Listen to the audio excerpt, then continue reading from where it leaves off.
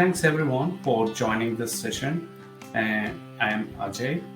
I'm a LabVIEW consultant. I have been with LabVIEW for so many years, and recently I started exploring applying the CICD principles for some of my projects, and I found it more useful, and I thought it's better to discuss and share with the community. So in this session, we are going to do specifically on hands-on experience. If you find anywhere you think you're stuck, you just feel free to stop and unmute and speak. We might be able to help everyone here. If not, we can always go back and revisit at any point of time. Yeah. So let's get jumping and start. So the Makkal, whatever I have been posting so far lately, is my entity, the consultant entity that is providing the LabVIEW consultations. And this specific event is hosted on behalf of Makkal. We are going to see specifically on CICD, the terminology which explains about its continuous integration and continuous delivery. So we will see slightly on what does it mean in the beginning, so that everyone have some heads up on that. Then we will jump in. So what is CI? CI is basically a continuous integration, and it refers to the process of building or packing your source code that can run on your target machine. So the CI is the process of automating such building process, which is part of your regular development activities. To say in Amazon words, as you see here, developers used to do a lot of solo activities. They used to be silos, and they developed a lot of developments on their own, and eventually they go on merge a lot of things all together, build something all together. We might have faced such issues, like when we build such a lot of changes all together, a lot of things starts breaking. The idea behind this continuous integration is as we make the changes, even for the little changes, something on the behind the scene can continuously build our executable or packages, so that we continuously get constant feedback from the system if the build is happening perfectly or not. So it's not just build, it can do a lot of build activities or the processes on top of it. For example, very regular thing is adding a unit testing even before building, so that you might have a huge set of unit tests, and unit test might run, and once the unit tests are successful, then your build happens. If the unit test fails, you get a feedback, oh, something got failed, you broke something here, and you need to fix it immediately. So that continuous feedback happens. And about CD, the D usually stands for either delivery or deployment. The more relevant to the LabVIEW topics is delivery, I would say, than deployment. In the delivery, once the build executable is ready or your pack library is ready, you might want to drop it in a specific location where is your Artifactory, repository, or repo of the heaps, or you get it to a specific location. So that's about the delivery. In a real software sense, the deployment is something like how your apps gets automatically updated. When you give the permissions, or whenever there is a release, it gets updated immediately. But in our LabVIEW and the environment we work in, usually we needs the manual intervention. We have to be there to install something and deliver. But if you have your application, which is something purely software, definitely deployment is also possible through that. A quick overview about this infinite loop of DevOps, which translates to the dev is translating to the developer or continuous integration part of it. And the operations talks about the continuous delivery process of it. So in the continuous integration, we plan for it, and then we code, we build, and then we test it. And the delivery part is we take it to the specific location, deploy it. It goes into the operations like production environment. Then you might get a feedback after some time you want to improve something, or continuous feedback to keep planning and doing the stuff as we do. So there are various tools. I have listed some of the tools which is very common for the common other platforms, and few things for LabVIEW as well. For example, we might use the sequence editor as a coding platform, or the regular frameworks like DQMS, JKI, so on. The regular application builder that we get with LabVIEW could be the app builder for the build, or the unit test framework or Karaya for the testing. Releases could be using the Jenkins, which is a open source platform, or even the Antidoc for documentation purposes, which can regularly document from your code automatically. So, and there are various other tools like Ansible, Docker, and Grafana for monitoring processes, and so on. All right. So, in this demo, we are going to see a simple project which is going to translate our real-world project. It might be any of your real-world project. To make it simpler, I have chosen a LabVIEW calculator here, even simplified calculator, where we are going to have a main VI, which simply has 2 inputs and 1 output, and some functionalities that could be, you can map it to your real project functionalities, how you can change it when you apply it to your project. So in this one, I have implemented only the add functions for that, and we might do 1 or 2 more functions and see how this continuous building happening behind the scene.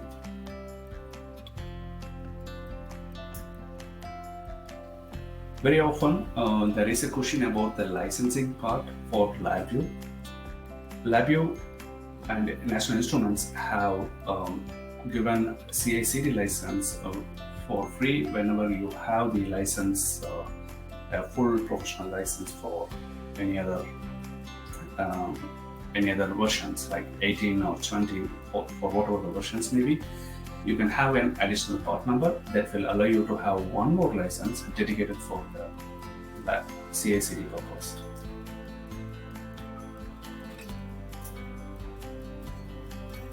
Okay, how we are going to do the core part of it is we are going to use the LabVIEW command line interface. Hope most of you might have an idea. To give a quick glimpse of it, a LabVIEW command line interface is a command line command prompt interface where you can just use the LabVIEWCLI command, as I have it here, LabVIEWCLI, and then you can pass in various arguments. Usually you pass them all in sequence like this, and then finally press enter and it will execute that. For example, in this case, I have used the arguments like where is the project path. I give the project path, and where is the LabVIEW path, which LabVIEW I should use. I would use LabVIEW 32-bit, which is an x86 folder, and it's LabVIEW 2023.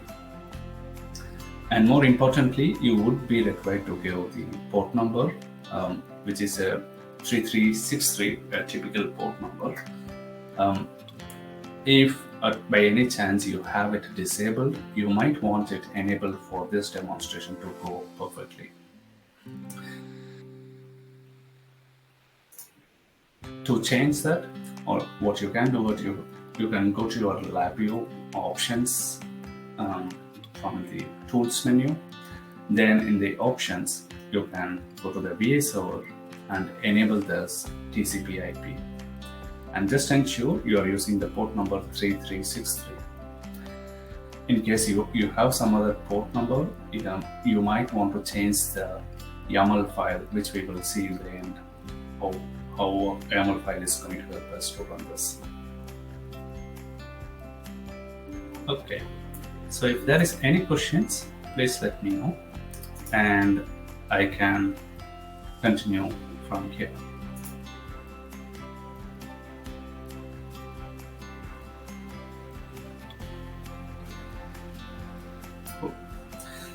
There is a prerequisite which was already sent out in many channels. So we would need to continue here for all these activities. We would need a GitHub desktop that needs to be installed, and the actions runner which was sent in this link you can use, or it will be dropped in here immediately in a few minutes that you can use to download it. You can use LabVIEW 2023 if you have it. It is much easier because the YAML file is written for LabVIEW 2023. If you don't have it, you can change the YAML file, which we will see as we go into steps.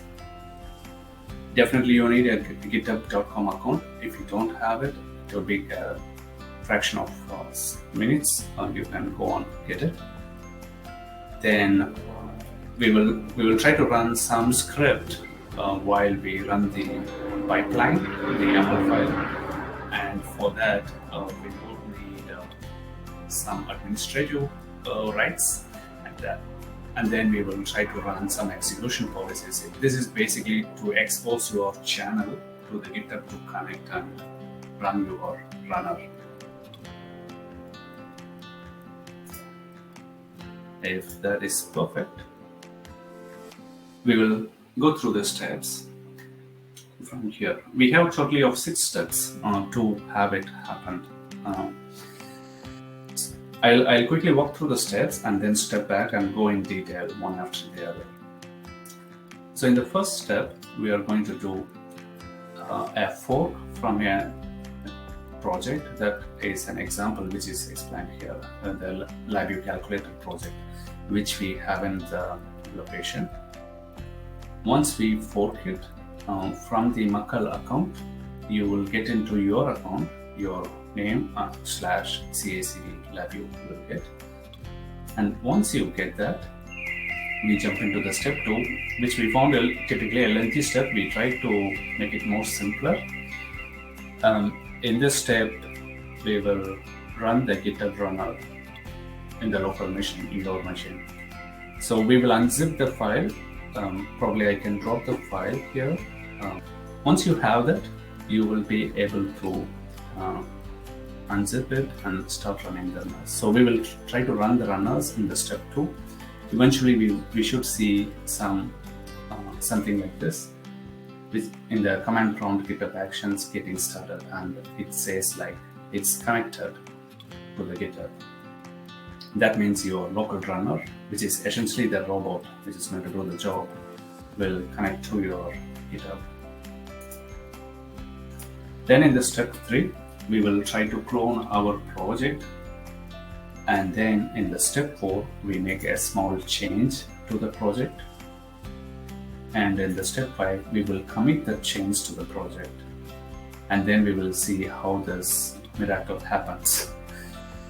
We will notice that the LabVIEW will get connected to the GitHub Actions, and it will start building the commit that we made.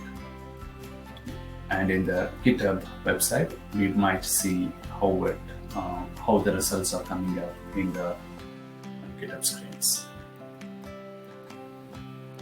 So let's get started. Whoever has the different versions of LabVIEW, after we have come to the location where we need to make the changes in this location, we will add one more step to change the YAML file.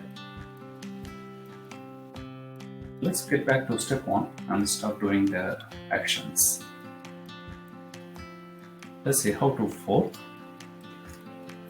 Here is the McCall CICD project.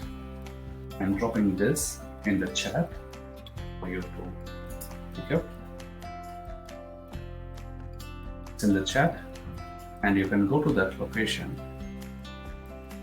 And once you are in the location, you will get to see a typical project view with all the files in the code tab.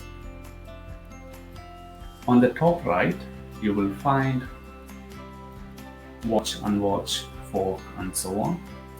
We will try to fork it. So what we are doing is we are making a copy of this whole project into a different location when we fork.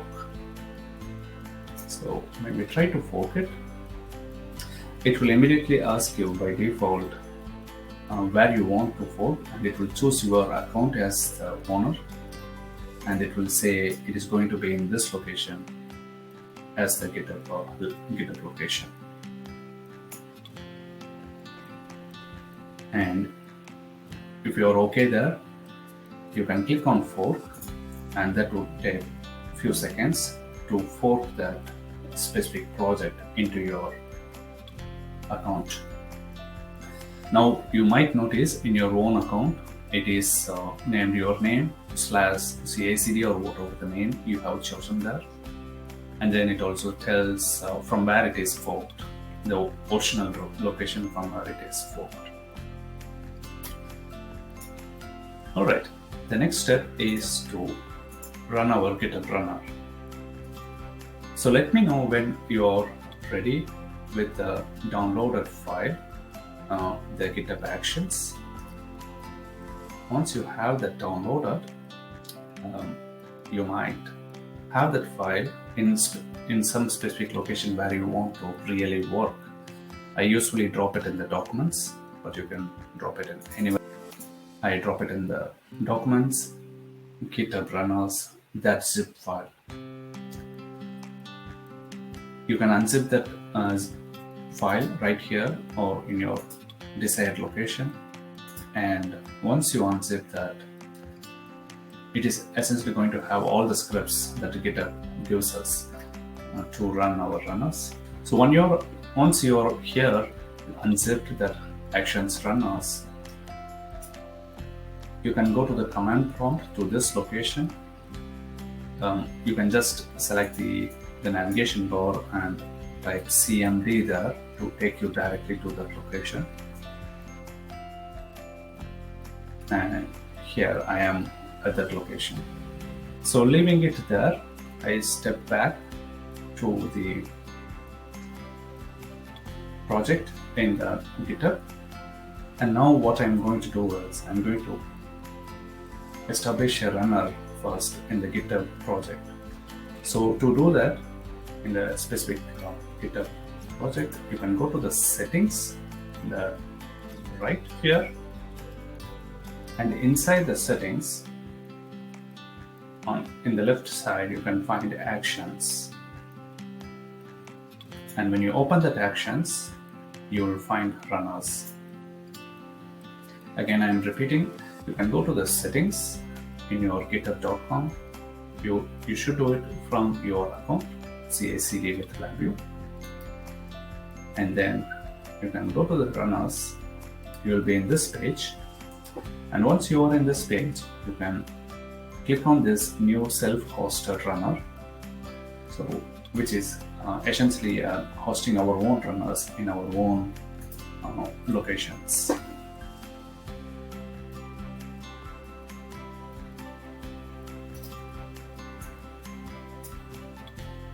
Okay. So once we are there in our own locations, we will get to see a list of script there. And on top of that, you might be able to choose your own operating system and architecture. And then the download, you can go on and check the various steps that you want usually do. In our case, we have pretty much ready for this by doing that unzipping and opening our command prompt. The next step is we need to configure it. So to configure, we would have, every one of us will have a unique token that connects to our repository, our own repository, and you can copy this specific configuration and take it to the command prompt and drop it down right inside the before dropping it down, just ensure that you are in the right folder, and you can do the directory or ls command to list all your commands. Then you might find there is a file for config.command. So we are in the right location. Then you can drop that specific one that you copied from. If you try to run this immediately, you might get an error, something like in command prompt it doesn't recognize this first command. So this is written for a PowerShell or typical shell script. So instead of running it as it is, just move your cursor back to the top. Just use your left arrow, keep pressing the left arrow to come to the location, and then delete the first two characters. So now we are just passing config.cmd and then the URL where it needs to connect. And when I hit enter now, it starts connecting to the GitHub. So once you're there, you can choose all the defaults. There is no need to change anything at the moment. When it asks for you to name your runner, you can enter to just choose the default name. When it asks you to name your, that was a runner group, and again now it asks for the runner name, use the default. And now it asks for the self-hosted or what kind of label you want to use. We have used self-hosted label in our YAML file, so there is no need to change anything here. You can just hit enter. Now the runner runs successfully and the connection is good. And now it asks for some folder where it needs to check, make it roam. You keep hitting the enter and the settings get saved. And when the runner asks for to run as a service, it's up to you, but typically for this demo, you can keep it as not a service, just for the command prompt executable. You can press N or just give enter and it will run as a normal executable. And just in few enters, you will be able to see that the setting is saved and everything is fine. If everyone is here at this spot, next what we can do is we can run our run command. So run command is can you hear me? run.cmd, and then when you hit enter with run.cmd, you will see now it gets connected to the GitHub. I hope everyone is at this spot. Yep. Any questions? Yeah, Ajay, actually I was facing an error like for config command, right? So it's not recognizing config.cmd. So do we need to add this in the environment as well? Yes. So that's something is about the administrative privileges I was talking about. So if you are faced with that error, what I recommend is open your PowerShell, and I show that step here now. So some of you might have faced that issue. So open your PowerShell as an administrator. You can right click your PowerShell and run as an administrator. And once your PowerShell is there, we need to give that execution policy. I'm going to paste this execution policy in the chat for you. And that when you drop it down there, as here,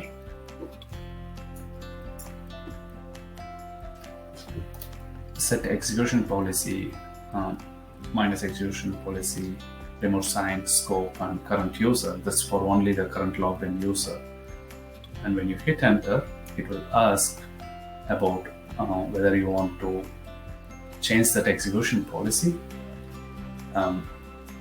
So the execution policy helps to protect you from running the unnecessary scripts. Changing that usually expose you to the your system to the external world, and right now we are exposing only to the current user, and we are aware of that it connects to the github.com.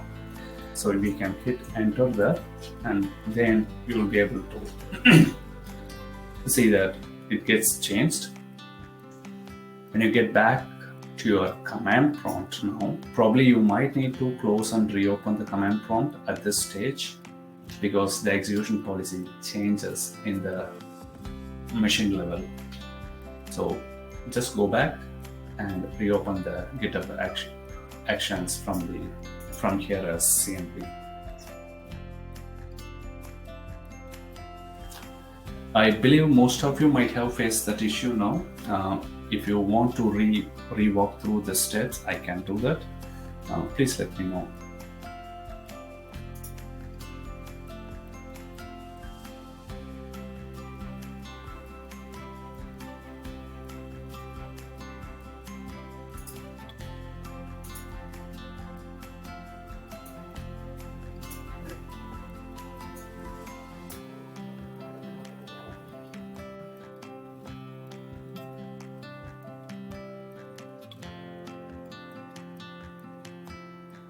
Okay. All right. So I hope that helps everyone. If anyone is stuck, please let me know. Only based on this we can continue further. Yeah, it's executing for me now. I was facing that issue, right? Now it's resolved for me. So I could execute that config command. Cool. Thanks for this. Yeah. Okay. So I just quickly walk through the command again. Essentially, once you reopen the command from here, you go back and run your config.cmd that you copied from your account, and then hit enter, some 5 or 6 enters, you will be here. Then run.cmd and you will get to CD connected to GitHub. Okay, right. So now, once you're there, it means that you have the GitHub actions ready now to get it connected and do the real work. In the next step, which is going to be much simpler than this, we are going to just clone the LabVIEW project and then do our changes. So to do that, I go back to my LabVIEW. I minimize these screens. I put it aside for now to make the room. And we can start it from the fresh. I just installed the GitHub desktop as a fresh to show from the beginning. So I want to clone a repository from the internet. The repository is when you go to your account now, code, and you should be able to see that code. And from here, you can copy your location. Then, and let's clone it from your own account now. And here in my own account, it is named my name. Probably it's your name there. And when you try to clone it, it should clone from your own account without any issues. I hope this should be a simpler one. Most of you might have done it very often before. If you have any trouble, please let me know.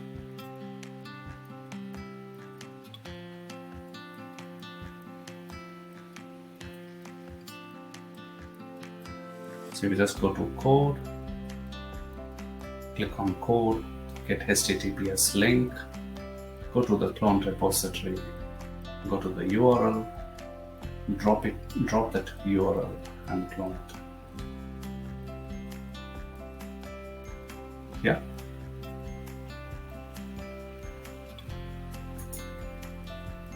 Okay.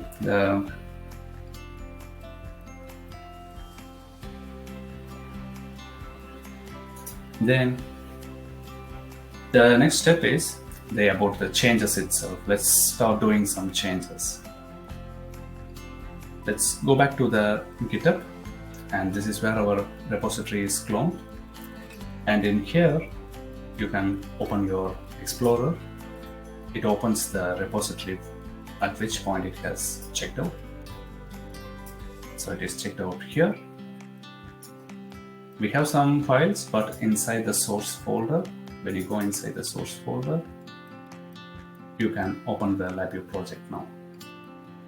So this LabVIEW project, as I said before, it is going to mimic our real-world project to a simplistic factor so that everyone have an idea about this continuous integration, continuous delivery aspect of it. So we go into the LabVIEW project and go inside the main and make a little change now. We can go inside and change it to add subtract functionalities.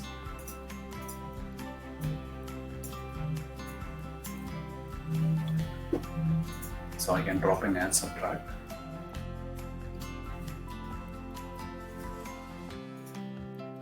Or whatever the change you want to add, it's up to you. You can add that. And once you are done, close them all and get it saved. Save that VI, save your project. And now, once you have saved, and when you come back to the GitHub desktop, you should be able to see that it shows the changes and that you need to commit.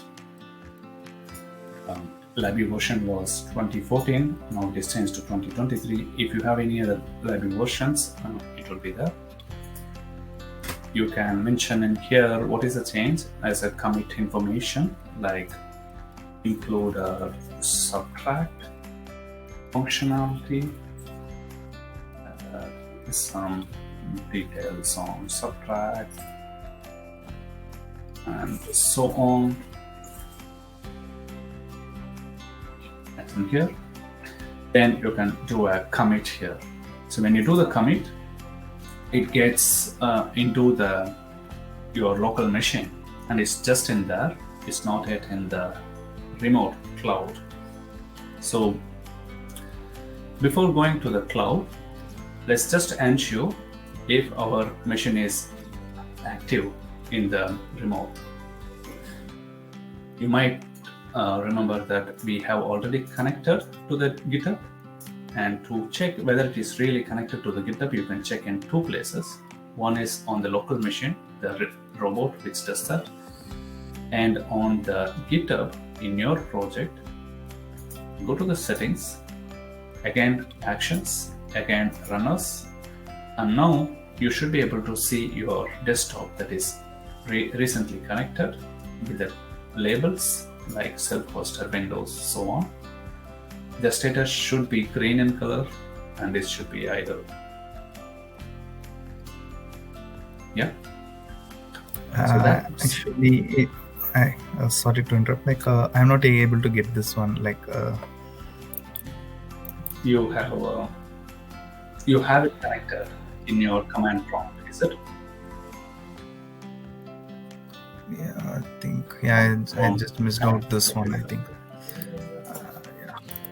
Yeah, maybe you need to run. You need to run this command, run.cmd. Okay. In there.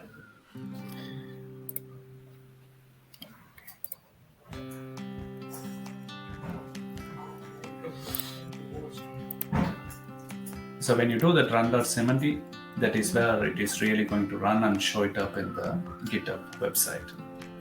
You can run it in the all open anomaly. Okay. Okay. So now when you go back to your settings, runners, do you see that it is in green color? Once you see the green color there, you can go to the actions tab. this is where all our changes will get into the actions. Right now I don't have any actions, it's all empty. Once I push my change that I changed now, that I committed to my local machine, the actions should start happening. So let's go back to our GitHub and push the changes to the org. Okay, finally. All right. So that should have pushed the changes to the repo. Sorry about that delay. It's all unexpected. Things can go like that.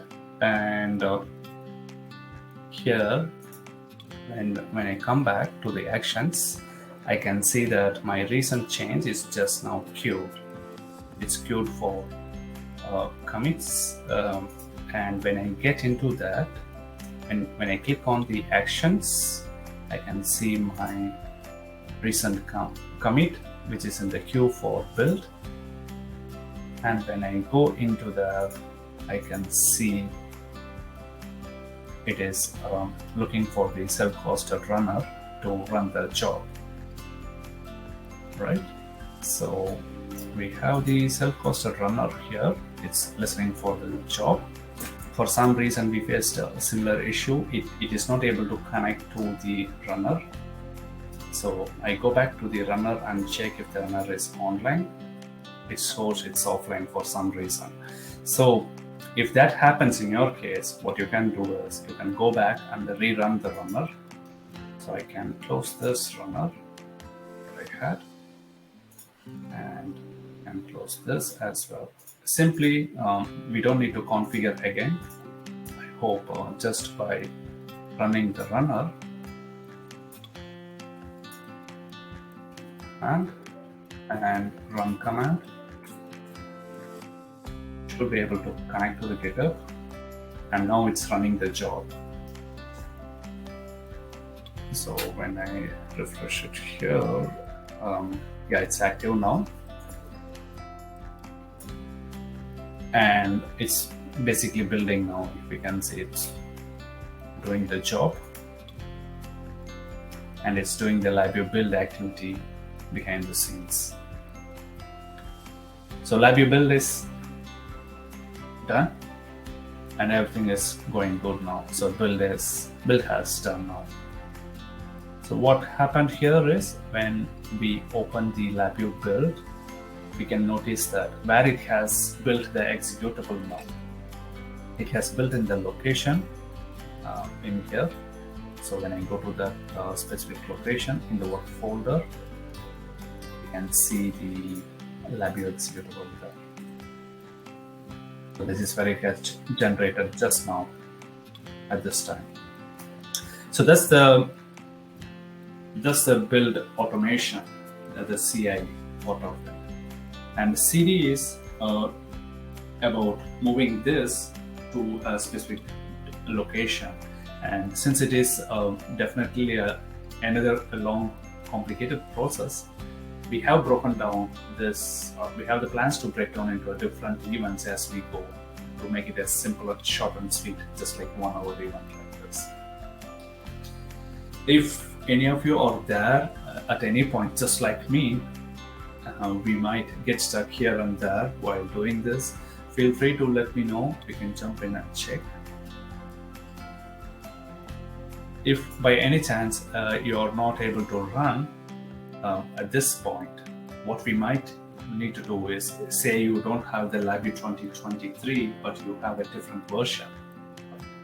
So what you would need to do is change your LabVIEW YAML file that defines this script.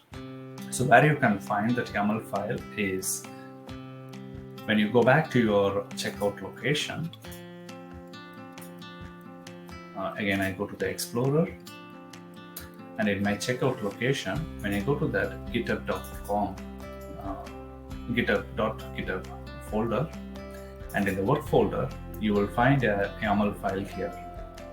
So what essentially happening is when the GitHub notices this YAML file and it notices there is a runner in your project, as soon as it finds the YAML file, it tries to run the YAML file one after the other. So let's edit this YAML file.